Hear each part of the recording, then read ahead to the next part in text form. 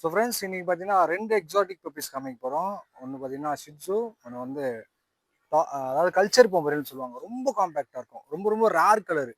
அந்த ஃபர் பாருங்க எவ்வளோ திக்காக இருக்கு பாருங்க. ரொம்ப அப்படியே பொம்மை மாதிரி இருப்பான் பாருங்க. எவ்வளோ க்யூட்டாக இருக்கு பாருங்க. ஃபீமேல் இது. இது கொஞ்சம் ப்ரைஸ் எக்ஸ்பென்சிவ் இருக்கும். 15,000 அந்த மாதிரி ரேஞ்சில் வரும். இவங்க ரொம்ப ரொம்ப எக்ஸாட்டிக் ரேர் கலர். சைஸ் பார்த்தீங்களா?